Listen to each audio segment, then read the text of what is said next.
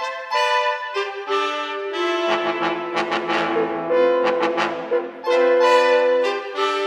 hello there. My name is Dave Bila. I want to welcome you to this new edition of News and Views, broadcast by Access LaPorte County on Public Access TV Channel 99.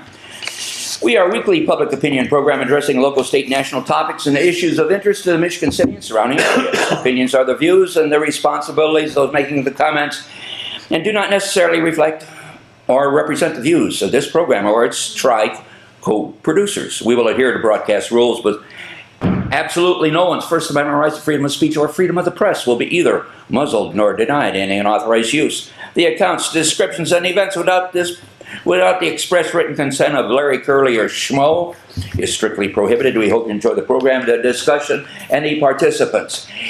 Wow, ladies and gentlemen, I had a very eventful day today. I just got back from South Bend. Just got back from a long, long trip along the Milky Way. And I traveled 20 through New Carlisle. And on the east side of New Carlisle, you wouldn't believe what that farmland looks like today. Construction on the north side of 20, construction on the south side of 20, steel erections going all over. Then I came back through New Carlisle on the north side. The development is going hog wild. Something must be going on around the New Carlisle area. Bob, do you know anything what's going on there? Well, hopefully it's the battery plant, and they're still working on it, although I'm told that work on it has slowed down. And they are having problems with battery plants throughout the United States. In fact, General Motors just pulled out of one that they were building right around Lansing, Michigan. They divested. Back to LG. You can tell who plays the stock market around here. They divested themselves to a South Korean company, LG. So as a result of that, it's going to be up to that South Korean company. There still is a battery plant that is theoretically in development, owned by Ford and another, but it's Chinese corporation that's been under a lot of surveillance because of the fact that it's Chinese owned. But for the state of Indiana, I understand that the Biden administration is now awarded, I don't know if it'll go through, but they've awarded $7.5 or $7.9 million to Stellantis, which is Chrysler plus Fiat. In Kokomo. In Kokomo. So we'll see where all this goes. But that battery plant, as I understand it, is still in operation. One has to hope, and Tony can correct me if he knows a little more about this than I do, because he's an engineer. But one has to hope that these will be batteries that will be used in hybrids. One that will change, but you don't have to plug it in order to use it. So the engine itself, internal combustion engine itself, will charge the battery when it's using gas, and then they can switch off of the internal combustion engine and go to the electric type mode of transportation. Now these things, last I heard, probably minimum of $75,000, $80,000. I hope not. Okay. Maybe Jim can help us, because I understand over the Thanksgiving. Well, getting back to my South Bend travelings, I saw like 4 or 5and cranes. Oh yeah. Erecting steel on the Amazon side. On the Amazon side. Which the south side is Amazon side. Amazon south side. And heavy Steel's equipment. up. The place is packed. Oh yeah. Concrete. It's all happening. Oh my God. Definitely, and economic boom. Now the next question is, where are those people going to live? Well, that's a great question. So the battery plant, if it does happen across the street, is 16,000 employees. So the Amazon facility or the Google data facility, I think that's Amazon, Fort Wayne is Google. Yeah, Amazon Web Services. I don't know what the employment is right there, but it's a lot. And just looking at what they're going to do with that, my understanding is that's all going to be developing AI. And leading up to something here, because I always have intent behind one, to stick it and twist it a little bit.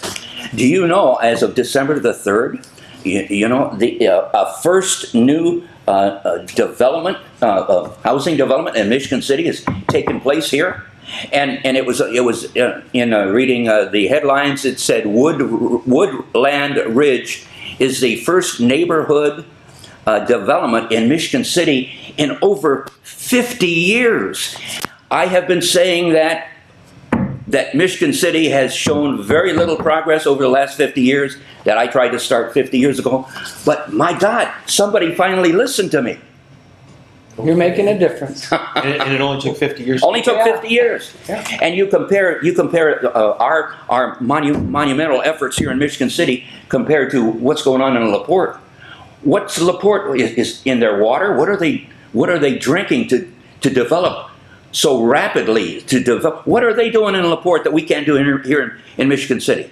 Pushing the administration aside. That's right. And letting things get That's done. correct. And Letting the market. Letting the drive market- that is correct. conditions. That is correct. Before we go much farther, we ought to let Tony introduce the guest that we Oh, have. do we have a guest? Well, Dave asked him. This is Jim Pressel, state rep for District 20. District 20. So I represent about 2/3 of LaPorte County. Not all of Starting at Highway 94 South Yeah, or what are you? Cool Springs So South? I don't have Cool Springs Township. I do not have Michigan Township. I don't have Galena Township, and I don't have what am I missing, Tony?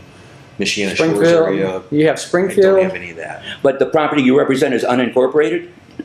You have No, LaPorte. it's, Say the LaPorte. city's incorporated. Yeah, they're land. Another thing I'm just saying, just like what happened to Maryville,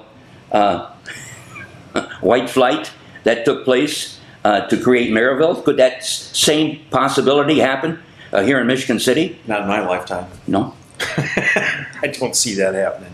I don't. I think it's getting reversed. I think they're coming here now. Yeah, I Yeah. agree. Your other situation is that people are slowly trekking back, but Yeah. they're trekking back right now to be close to the lake. In other words, a lot of people right now are saying 11th Street North. I'm down to saying Barker Avenue, not Barker Road, Barker Avenue North. Because there's people, I think, that are coming in there that are buying up some of those houses. Maybe a little speculative, but they're fixing them I up. think it's Highway 20 north. All right, if you want to go all the way to Highway 20. All right, let me yeah, throw too. some statistics out. In 1980, the population of Michigan City was 36,850 people. In 2020, it went down to 32,075 people, city of Michigan City. In the middle of the last, what I could get from the last decennial census, it is now down to 31,542 people. If you extract the 1,800 people from the Indiana State Prison, Yeah. it's on a decline. I'm just saying, statistics don't lie. I see a downturn that has started in 1980, and when is that downturn going to end? I think you're starting to see the turn, right? Yeah. Get Yeah. the completion of the double track. We're going to see how many refugees that brings from Illinois over here. Don't say that word. Well, Well, Illinois residents. Well, the Illinois- refugees. I refer to them as people that have seen the light, right? Yeah, they they're- want they're a banding better that, better quality or a quality of life transition, and we have that. They want cheaper taxes. We have that. and that brings up Safer neighborhoods. the next issue that I need clarification on. Have you had a chance to go through this? No. I do not. There are four sanctuary counties here in the state of Indiana: Lake, Monroe, Michigan, St. Joe County, and Wayne County. Legislation was passed in July informing the police departments throughout the state of Indiana that they must cooperate with ICE if a immigrant is found to be illegal. We have four sanctuary counties who have been in place since September of 24. This is the Center of Immigration Studies. In September of 24, it was brought out that these sanctuary counties exist. Legislation was adopted in the state of Indiana informing the 92 counties to cooperate with ICE. You have contradicting statements here. I'm looking for clarification. Which one of these statements take precedent? The past legislation will take precedence. So you just seen most recently in the Lake County that the Attorney General went after Lake County. Lake County seen the light, and they changed their ordinances to conform and do this. Now, I haven't heard anything about the other counties, and this is all kind of news to me, so I sent a text message off to the Attorney General to verify. Yeah, because Now, if they should act as a sanctuary city, I'm sure that the Attorney General will do the same thing to them that he just did to Lake County, and I think the result will be the same thing as Lake County did. yeah, it's linguistic, so it's not sanctuary cities, it's sanctuary counties. Sanctuary County. Right? See, and it's, I mean, when you deal in a legal aspect of anything, these attorneys nitpick item by item by item. So the difference between a county and a city. Well, they sure backed away in Lake County. They did. Changed their mind, right? So if the county in St. Joe, Warren, or whoever the other one was, wants to implement what would be sanctuary policy or act upon sanctuary policy that maybe they have or maybe they don't have. So that's the devil's in the details, to your point, right? So let's see what makes them a sanctuary county. That's exactly my, and this legislation took place in September. State legislation took place in July. So all state laws go into effect July 1st, Correct. Unless there's been an emergency declared for the act. So who supersedes who? That's all I'm. The state. See, so then, so And if back to my point, if they don't see it that way, the Attorney General then steps in to shed a little and light. he's already stepped in South Bend, I believe. Has he been in South Bend also? But that would be the city. St. Joe County would be the sanctuary county, is what you're saying. That's what I'm saying, sanctuary, the county. And so supposedly he had stepped in, and he has received cooperation from the city county of St. Joe. Yeah. So he's received. I'm just trying to make clarification so that there will not be a snafu when there is a alien that is caught by somebody. There'll be a snafu. Where do we put him? Well, the bigger question would be, regardless of the policy of that county or a city or a town, is how does a prosecutor handle that information? Good.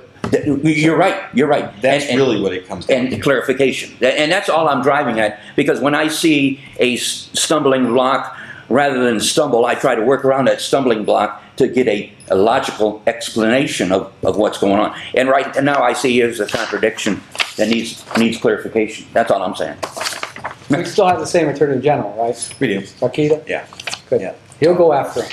He will absolutely. Now, one other thing, this Venezuelan gang is got its toehold here in the state of Indiana, in Wayne County or in Monroe County.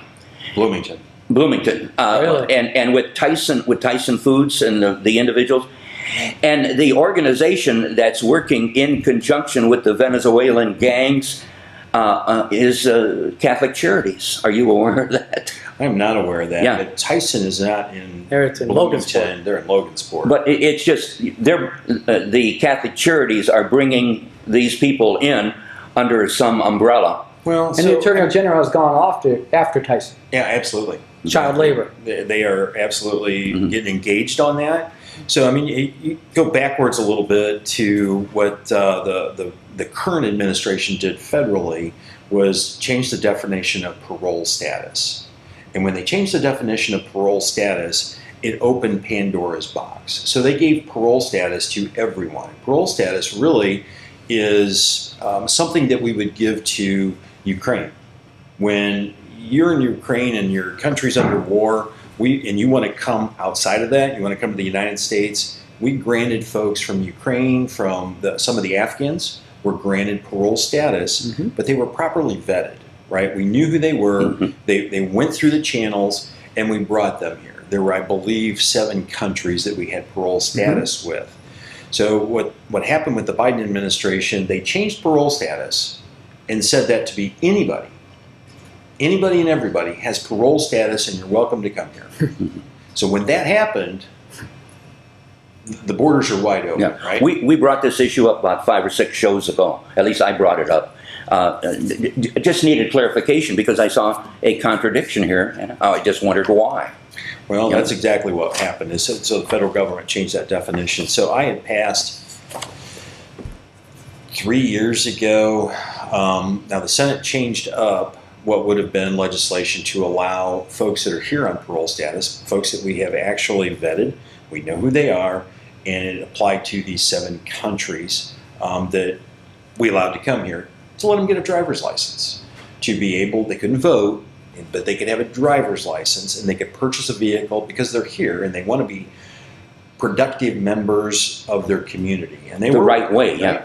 And they're going through becoming a citizen, right? So they're doing the right things. So I was indeed sued by the ACLU, and it went to the federal courts because what the Senate changed is we turned what I thought was very good legislation and helped the parole status folks to be able to be active members of our communities. They changed it up to say just the Ukraine parole status folks, right? So what happened is that became unconstitutional because it only applied to one group of people. And Should have been a blanket transaction. it should have been just like it left the House. Yeah. They should have left it alone, but they Oh. didn't. Oh, So they made it apply to one group. And when that happened, it became unconstitutional. So rather than let that move forward in the court process, the following year, I had to repeal that whole statute. And that was at the same time frame that the Biden administration created this new version of parole status. So that's no longer in statute. I took it out the very next year. What's the current status right now? Everything up in limbo?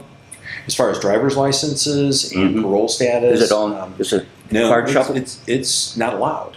So Not allowed. Not limbo. It's just you're Not allowed. Again, I just see issues that if there's transparency involved across the board, stuff like this wouldn't happen. Something would be. We need clarification. I use Google as a lot of my when I Do you use Google AI or do you Google on your own? Yeah. I Google on my own. No AI yet? No, I don't use AI. Not that crazy. artificial. I don't need artificial intelligence to. What I read is what I read, It pulls up stuff you might not pull up. It's pretty cool. and again, Tony, we've been doing this for 12 years. I've been using Google for a long time, You're doing amazing research. and I just see things. My intent is to build a better community. I started 50 years ago, and I still haven't given up. It's just other individuals are slowly catching up to my caboose, and they're hanging on with their fingertips. Keep driving. Nice. We're going somewhere.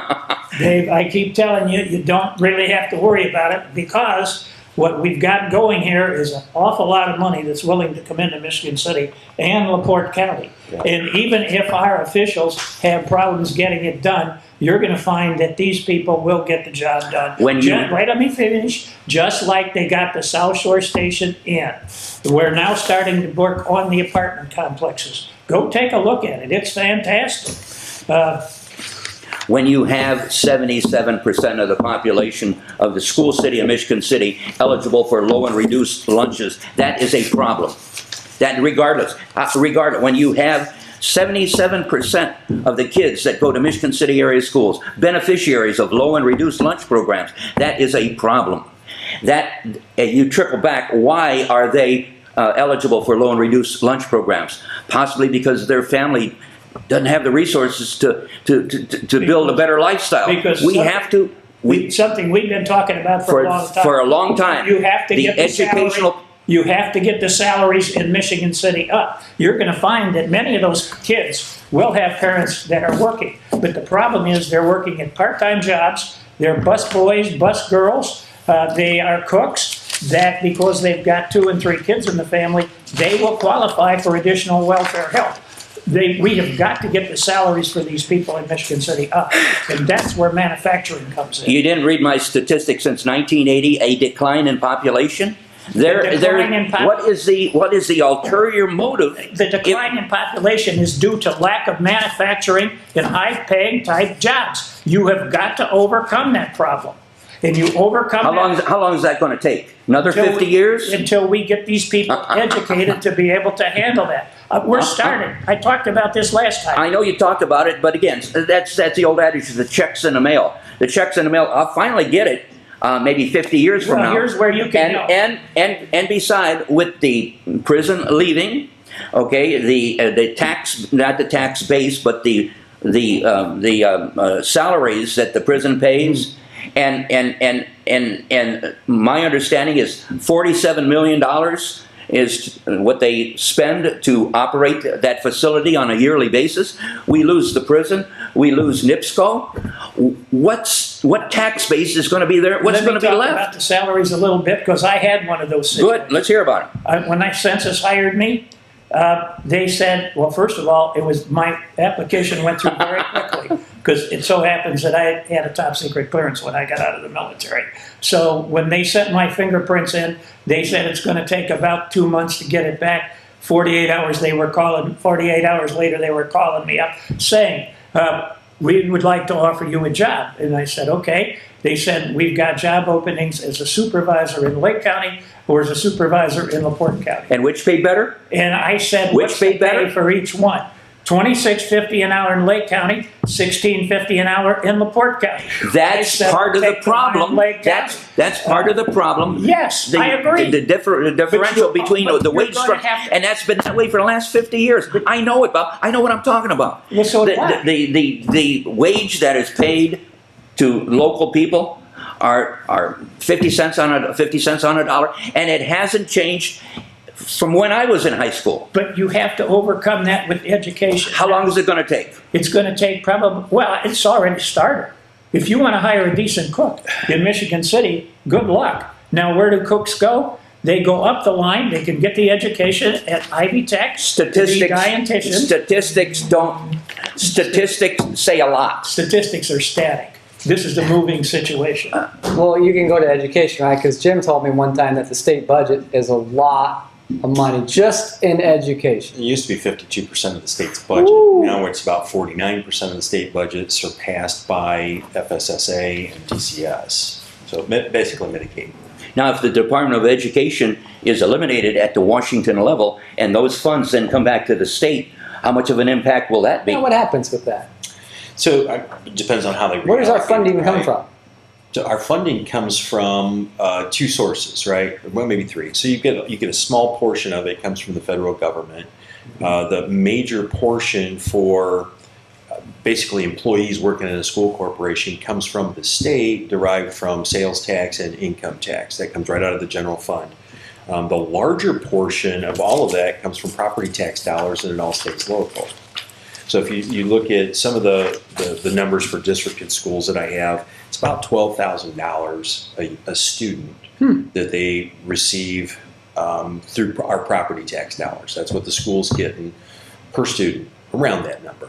And then the ADM, the average daily membership count that we give to each districted school, is worth about $7,500 on average. So that's like $19,000 there. The federal portion of it comes in the maybe about 2% of what we're doing is federal dollars. Now, in regards to riverboat, supposedly the concept of selling the riverboat to our area was a good portion of that of those funds would go to the local schools.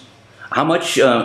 Because I heard there was, according to what I hear from the mayor here in town, the proceeds coming into the city is on a decline, which might mean that the proceeds going towards education is on a decline. How much money does the state get from the riverboats? Riverboats, that's a great question. I should have brought in my other book. I don't mean a browbeat, but I see an opportunity to get answers. I'm not knocking my political representative, but I'm looking for answers that I think I can get here. Oh, well, I can get you that number at the top of my head. I don't. I understand. But absolutely. So what you need to understand is when the riverboat stuff took place years ago, right? There were, 3 of them, 4 of them throughout the whole state. And communities voted to have them or not have them, right? And the way that those riverboats were taxed, I think, is important, is it was a 30-30 or 33-33-33 split. The community that voted for it, they got $3 on the turnstile tax. And then the state got $3, and then the county got $3 of the folks that voted to have those and then where they're at. So that was changed back in 2016, and we went to their adjusted gross revenue, because what we found out was if you were here in Blue Chip and the boat left, right, went in and out, craziest thing ever, So you would go through that turnstile and you'd be in there and it costs $3. And then you would decide, oh, I'm going to go have a burger. I go back out the turnstile, and then when I'm done, I come back in. So it's the same individual, and they would pass 9 or 10 times. So the casinos were really getting hurt by that. So we fixed all that. And then fast forward a little bit. Now you have Hard Rock Casino just down the street. You have 2 Indian casinos right here that have taken a lot of that revenue. And now you've got one that's going to open up across the Illinois state line that's going to continue to take that revenue. And that's why you're seeing that revenue decline. And if you watch the county council meetings, which I'm sure that you probably do, every time they can't pay for something, they go to Riverboat to take that. And I keep warning them that that is going to go away. That's what's going to happen. One of the comments that the mayor made was the city of Michigan City supposedly had $66 million budget, and they can account for like 27, 28 million, and there's an extreme deficit. Yeah. Whew. Where are they going to make up the difference? It's a great question. Local government's struggling, and we have a new administration coming to the state of Indiana, and property taxes are absolutely front and center right now. Really? So we'll see where that ends up. Up or down? They're thinking lower them again? No, I think it's more like in A shift? some would say a shift. When I talk to my Senate colleagues, they say it's a shift. I see it as, I think what the governor really wants to do is a 2-pronged approach to it. So we already have the 1, 2, 3 property tax caps. It's constitutional. Yeah. But what's taken place is the assessed value on homes, everybody's home, has gone up exponentially over the last 4 or 5 years. So you're based on 1% of that assessed value. It's gone up in some instances throughout the state 40 and 50%, right, to your bill.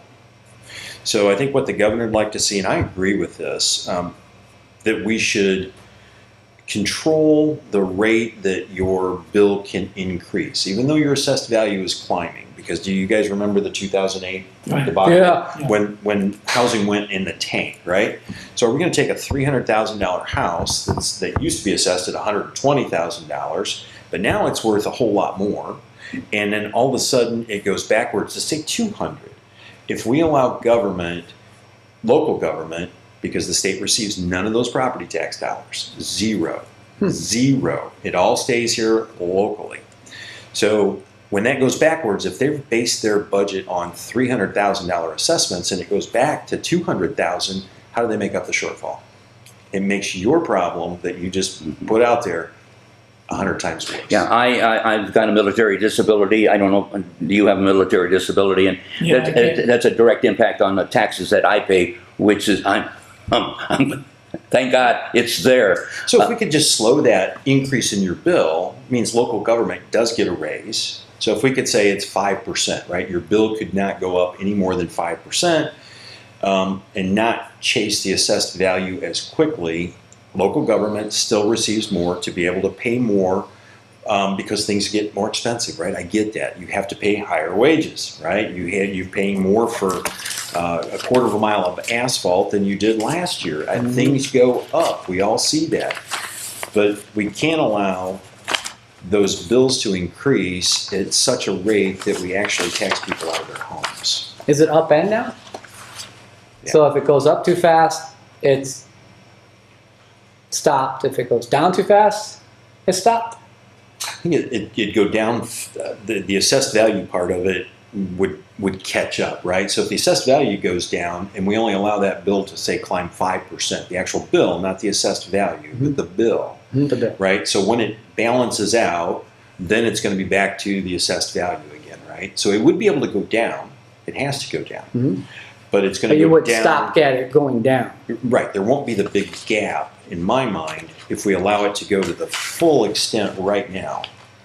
And then your local government has to back off on, we're going to pay law enforcement more, we're paying firefighters more, we're paying snowplow drivers more. And then when you see the reduction in that revenue coming in when the assessed values come backwards, how do you fill that void? Yeah. That's what scares me. Because I've got one of my findings pertaining to, I was we created one of the first 7 enterprise zones in the state of Indiana here in Michigan City. And so enterprise zone, cessation of growth and so on, and I'm familiar with all of that. That specific zone is located in a portion of Indiana, a portion of the city of Michigan City that basically is developed to the point of maybe some of those resources can be put elsewhere.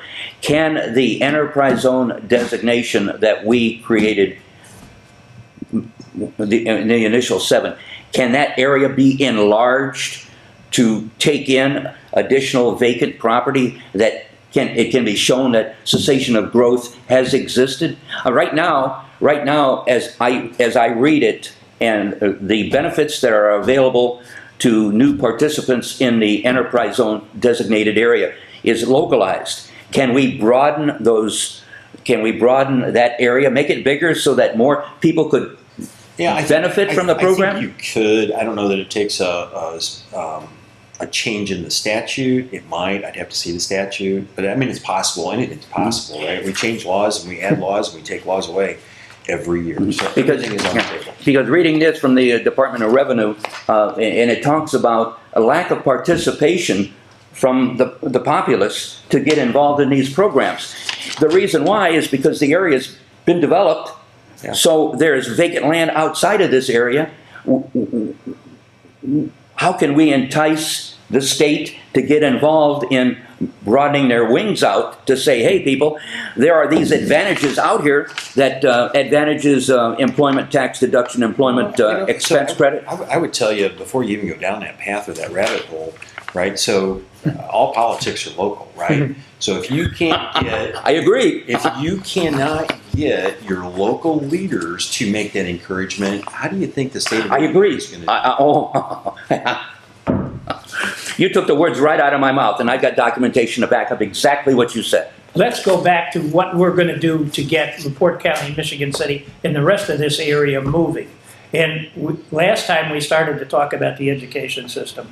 And this is one of the things that maybe the state has to work on. But for those students who are not up to average, in other words, reading and math would be the 2 critical ones. If you are not up to average at the 3rd grade, maybe you're not up to average in math, but you are in reading. There has to be classes to take care of that. And you can't take this in a situation where you reduce the level of the entire 3rd grade in order to bring these students up. My point would be it's mandatory summer school and mandatory Saturday classes. And I know teachers are going to have a problem with that. But you can still hire adjuncts just like colleges do. Yeah. And put adjuncts in there to teach those classes. And let's see if we can't bring those kids up. Same thing would be 6th grade, 7th grade. If you're not up to standard in reading and not up to standard in math, you're going to go to class on Saturday. You're going to go to class in the summer in order to bring you up to that level. Once you get to that level, those classes are no longer mandatory. But we have got to start in a situation like that.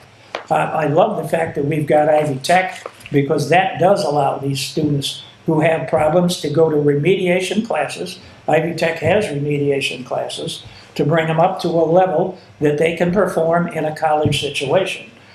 We've got to handle that in a much better way, and we've got to emphasize programs like that. That's my opinion. No, and you bring up some very valid points, and we dealt with, a little short-sightedly, I would tell you, on the 3rd grade reading skills test, right? If you can't read, we're going to hold you back. That goes into effect or is in effect right now. Yeah. The short-sighted part, now I agree with the policy. I voted for the policy, and I've heard from constituents saying, hey, I want my child to progress with his friends or her friends through the process, right? And this is harmful to them, and things aren't going to be good, right? Well, for me, the worst thing that we could do is allow them to continue through the education process, and they become 18 years old, they get into the real world in the job market, and Johnny can't read. Right.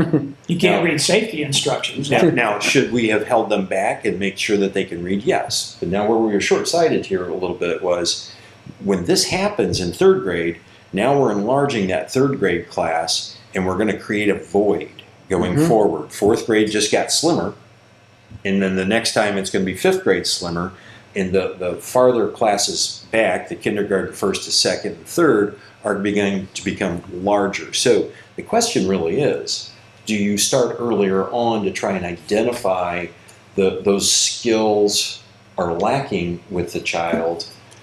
And I don't know how you do that, right? Well, 'Cause I'm not an and I got a educational- solution. I got a solution. It's not, you utilize the term of reading at third grade level. Comprehension at the third grade level, understanding what the meaning of the word is. We don't teach that in school. I've had individuals that I talk to at the supervisory level. Why don't you teach cursive in school? Why don't you teach civics in school? Well, it's a mandate that the state puts down on us.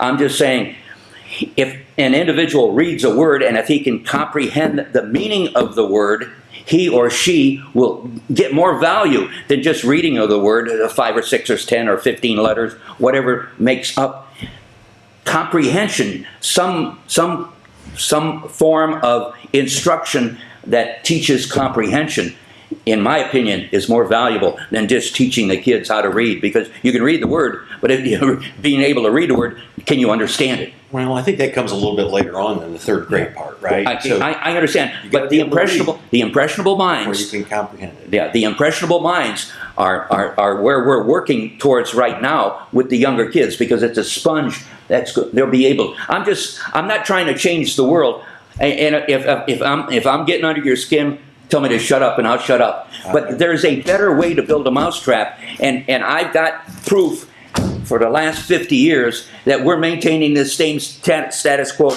and we're not going no place. Thanks for listening, Kids are Jim. doing just fine. I can tell you the system. It's private schools in Michigan City up to the 9th grade, Marquette High School or La Lumiere. From there, both outstanding high schools, Purdue University, electrical engineering, civil engineering, you pick it, and out to the West Coast. I can name you several kids, including my son, who followed that route. That's how you get there. And what I do with my grandson on a daily basis, I create the word of the day. I pull the word of the day out of the sky, and I just, no matter what it is, just to make that impressionable. He's in 5th grade right now, but just to make the impressionable mind understand the meaning of the word. Again, it involves the educational process. And what is preventing that from happening But in stop the state? saying we're failing, because it's only a portion. It's a percentage. We have the ability, if you follow the right path, to get these kids through. And we've got to tell them the path. I'm 81, you're 83 or 84. And I don't think there's going to be any visible change. The kids can still, if they follow the right path, they can make it. Our problem is with the kids who don't have the ability to follow the right path. And that's what we've got to correct. And we had these secondary schools here in Michigan City where these kids, what about reinitiating those school programs? Let Jim talk about the big part of the state, the budget. What are we doing about the The budget? budget. So, Oh. well, I mean, I've not seen a draft of it. Nobody's going to see a draft of it, but I can tell you that it's going to be very tight this year. It is going to look like, hopefully, it looks like the last biannual budget that we passed. So somewhere in the neighborhood of $45 billion. So the last quarter, October's release on where we were at for revenues and how we actually planned the previous 2-year budget, we're down about $400 million in revenue collections.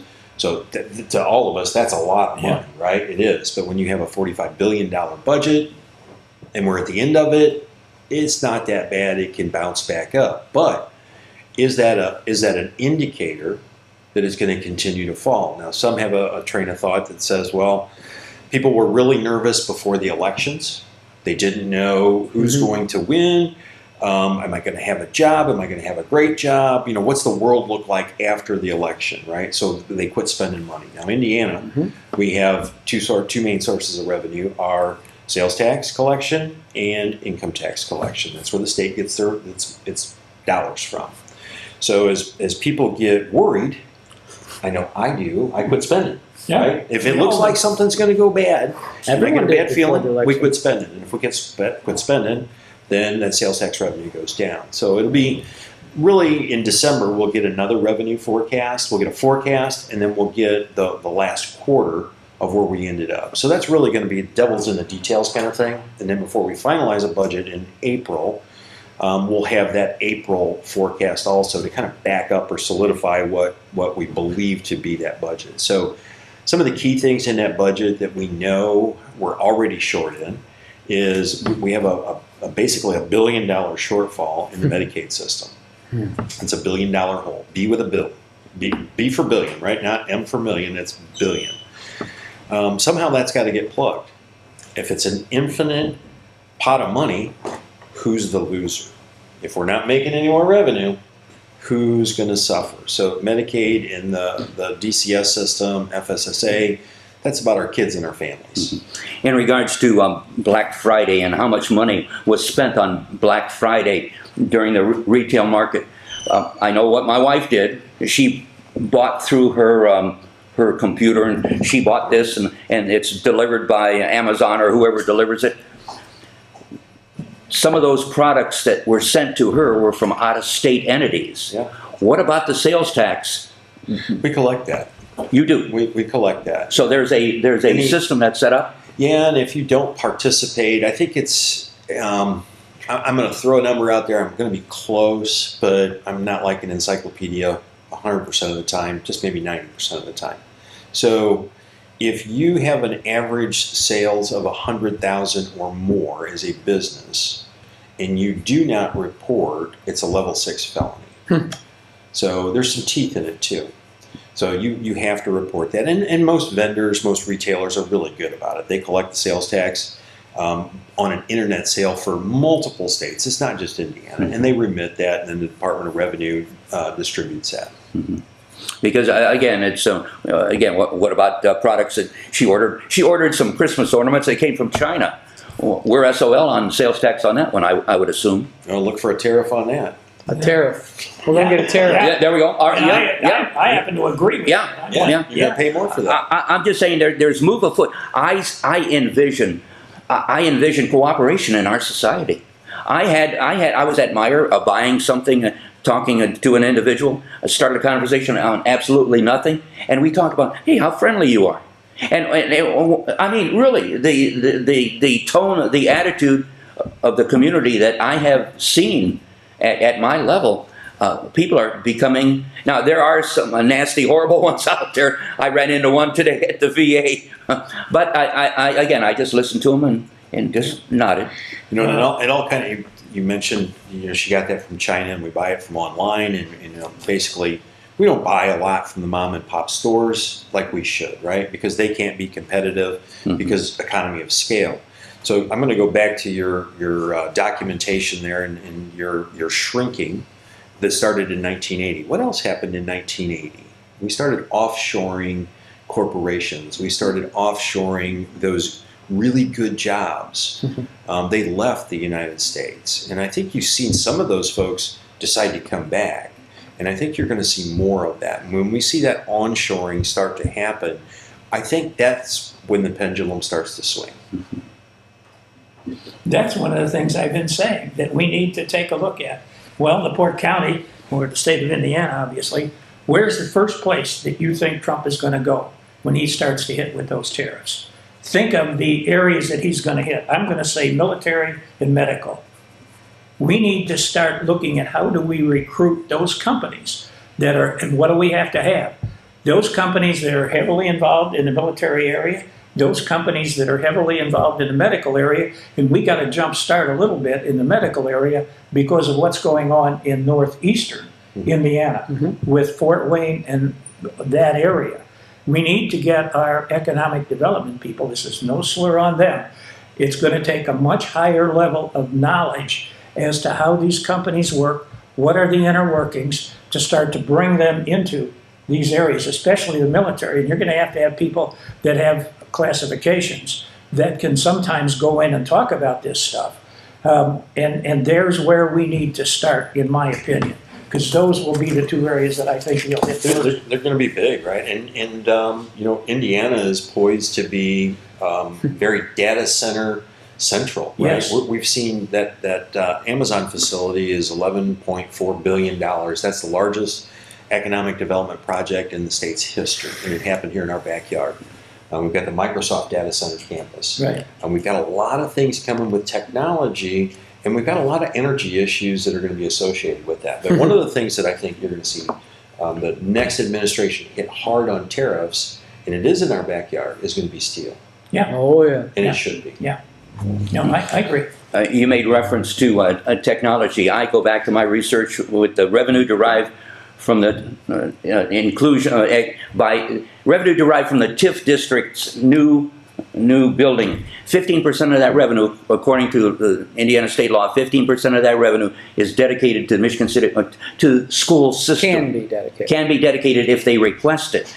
I would think that if additional funds were needed, that 15% of money should be maybe redirected towards the school system, basically implying that they don't have to request it. You got this money coming. Find some language to inform the school systems. We've got a lot of school systems. I'm pretty sure they're aware. They are definitely aware. Not to the people that I've talked to. Well, if they're not aware that TIF dollars actually are a shift, right, not only from school corporations, but from law enforcement and from firefighters. And then the dollars that accumulate in that TIF, if used correctly, goes to good things to encourage development, add to assessed value that do build the education fund, the law enforcement fund. Now, what we have a problem is when it becomes a slush fund. And it has become a slush It has fund become a slush fund. for some entities, right? This law, this 15% law, has been enacted in 2018. Yeah. All right. I took this issue to the Michigan City Area School Board just within the last couple years and informed the powers to be that they're eligible for this money. They knew nothing about it. Well, We need a better form of communication. So they may ask, right? But there's no guarantee that your local leadership will give it to them. That is correct. They kept quiet on this issue until it was exposed because they initiated a 5-year contract with the TIF district in the school city. So riddle me this. We talked just a little bit about the dollars that we put into K through 12 in average numbers or just basic numbers, right? 12,000 on property tax dollars. That pays for capital, buildings, school buses, those kinds of things. And then you have 8,000 or 7,800. We'll just go with 8 because it's easier math for me. That's $20,000 per student per year, K through 12. All right. Why does it cost that much when, if I went to PNW down here and got a college education, it cost me $8,500 a year? Why, if I went to Purdue Lafayette, including my room and board, would be less than $12,000? Why is that? I think we're circling the wagon here. Maybe there's the problem. Without specifically putting our finger on the issue, I sort of agree with what you're implying. And Purdue Northwest is doing some more things right in the Westville campus now.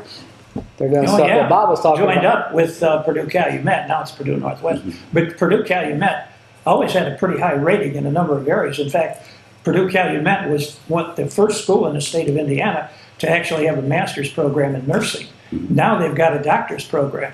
Purdue Calumet was the first school in the state of Indiana in the northwest part to have a master's in accounting from the Illinois line to Notre Dame. Notre Dame was first, and Purdue Calumet was second. I know that because I taught that program. Just if our viewers didn't catch the little dialogue that we had here, maybe this possibly opens up an opportunity for additional funds for parochial and Montessori schools and other schools unrelated to public education to spread their wings out, maybe. Well, I don't know. I mean, if you're talking about universal vouchers, if that's where you're kind of headed with that. So anybody they're all public schools. Let's put that out there first and foremost, right? Yeah. They're all public schools unless they are totally private. Public schools that are district schools, traditional K through 12, receive those property tax dollars. The charter schools like Renaissance, they do not receive any of those property Correct. tax dollars. So they're working for a whole lot less, or they're providing an education for less dollars, so about $12,000 per student, Less. right? But they still have buildings, and they still have teachers in the classroom. Now they don't have bus service, so you got to start weighing that out. Is that an opportunity? Now I'm hearing there is going to be a movement this year to allow them to share in those property tax dollars. Now I don't know that I'm quite there yet, but That's going to be a fun debate. that's going to be a painful debate. I don't know that that's the right solution. So That's going nowhere. yeah, that's what I would say too. That's going nowhere. Well, one of the things you have to look at is what will be the advantages in a given community of having that occur. Can we get more, because you're finding more and more kids that are not Catholic are going to parochial schools. They are. Their parents are getting them in. And as a result of that, how do we transfer the culture of a parochial school system into a public school system in terms of how you get along with people and in terms of how do we learn? That's going to be one of the Yeah, problems. that's very interesting. And I'm a transportation infrastructure guy, so education is something I have to rely on experts. I am definitely not an expert in that field to do that. I know a lot of good educators that are experts in that field, and they don't get listened to often enough. And I think the General Assembly probably could take a lesson in that, and let's not do anything for a year until the dust settles, because every year there is major policy changes in the education world. We ask them to do X, and then the next year we come back and go, well, forget about that, do it this way. And then the following year we come back and we go, forget about that, let's try this. Well, let's see what we're doing, if that has an impact, and then build on it. That's my philosophy. But above all else, in my opinion, we've got to do something to get these kids that are not up to third grade level, up to third grade level, and we can't rely on holding them back. Right. Which means that you've got to have summer school, you've got to have Saturday classes, they've got to have extra instruction. And I got a feeling, you're not going to get everybody, but I got a feeling you're going to get 50% of those. You know, you are, and they have the availability, and they've had the availability to do it, but now this kind of forces the hands of the school corporation and the parents too, right, to do an IEP, an individual education plan. So that's been there, and it's not been utilized like it should, and that could be part of that education, that IEP, right? Yeah. It could be that after-school tutoring. They need to identify, and that's what they do in an IEP, is really identify what is the need of the student. What do we need to focus on? Not going to have much time left. We got some transportation. Transportation. Where are we going? That's the world that I live in, right? Money. A lot of money. It's a lot of money. You're talking shortfalls. Going to have a shortfall? We're going to have a huge shortfall. It's going to hit us right square in the face in 2030. So 2030, the state will see a shortfall of about $1.2 billion. Again, billion with a B. The local side of that could be anywhere from $1 billion, or $986 million, all the way to $2.5 billion, depending on what you want to do with that local infrastructure. If you want to just keep things just exactly like they are, this is the dollars we're going to put into it, we're just going to maintain it, your streets will never change. That's $1 billion. That's what it's going to cost. You want to improve upon that, it's $1.5 billion. And if you want to do added capacity infrastructure projects, it's $2.5 billion. Now that's not one-time money. That is dollars going forward. That's where we're going to come up short. Now there's two problems how we're getting here. Revenue stream is the biggest, right? If your model for revenue stream is based on amounts of gallons sold, and that's how you're going to fund roads, we're all getting better mileage, every one of us. We're going to continue to get better mileage. Part of the road funding package currently is there's a sales tax on gas. As the price of gas comes down, we receive less revenue. So that's really what's going on with it. And we've got a huge hole to fill, huge void to fill, and figure out how we're going to do that. You made reference to transportation. When I went to school at LaPorte, I would walk home from a LaPorte High School lunchtime, walk through Scott Field to go to my house. I would walk. I was close enough to be able to walk. Yeah. What's wrong with utilizing a pair of size 10s or whatever sizes and maybe arrive at so many kids can walk and so many kids can be transported? Can't we separate? Because you've got some kids sitting on this bus for maybe not hours, but for a long length of time, even though they live right around the block from the school city. Can't we just sort of mandate those kids who live close to the schools to walk? Well, so let's be clear. I'm not talking about school transportation. Oh, I'm not. I'm talking about the infrastructure for the budget. dollars for Roads, all of bridges. Indiana. I'm sorry, I All of misunderstood. the county. That's why I wanted to clarify it. Not school buses. This is asphalt. This is additional capacity if the state of Indiana wants to become or maintain being Crossroads of America. We need 6 lanes on 70. We need 6 lanes on 65, border to border. 421, Bob? Yeah, well, maybe one of the ways we could think about doing that, and this is stealing an idea from Oklahoma, maybe Arkansas along with it, is you can be on an interstate and all of a sudden you come up to this fantastic highway system in Oklahoma or Arkansas, you're going to pay a toll.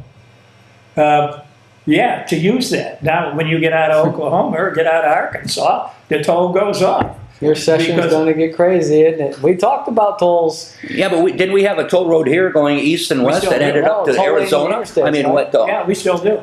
Yeah. But where the Well, proceeds? see, Jim's going to have to answer this question.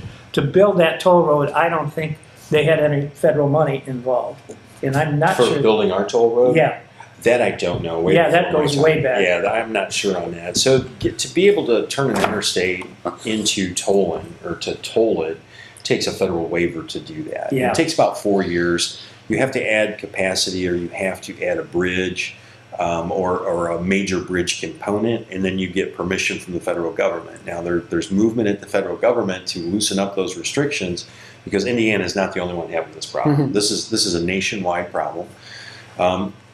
VMT is a solution to it. RUC is a solution to it. So VMT is vehicle miles traveled. And it got a bad name. 3 or 4 states implemented it, and now we call it RUC, road usage charge, right? So that same thing, you report your miles. Until we get to a national standard, if that happens, that's probably the fairest way to do road funding so that you pay for what you use, kind of like a toll. by the way, that's one of the things insurance companies do. You report your mileage when you indicate, Exactly. your insurance payments. Exactly. Yeah, they actually ask it. Now, for us older people, we get a break there because we basically don't drive that much. Well, we got ladies, to road yeah. funding way too late. Ladies and gentlemen, I hope you enjoyed this dialogue because, Jim, would you be willing to come back? You're a fountain of knowledge.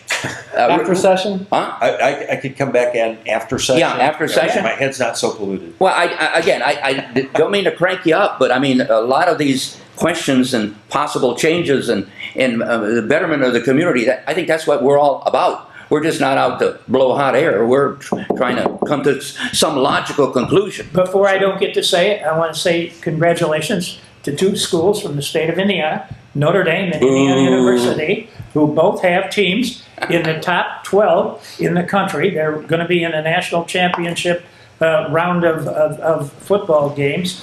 Indiana right now is seeded number 9, and Notre Dame is seeded number 5. But that could change based on the outcome of the Big 10/Big 18 conference championship in another conference. Okay, you can email Bob at strpollock@gmail.com or Dave at dgbila1@hotmail.com or Tony at emailagm@yahoo.com. Or you may direct your ideas for any future shows to our one and only staff writer, Sarah Bellum, who's been a definite pain in the neck for you today. But I really enjoyed, Jim, I really enjoyed your efforts. The showing of our program will be Saturday morning at 10 a.m. and Monday evening at 7 p.m. and then numerous times on Channel 99 throughout the week. We hope to see you again next week and make it a good day.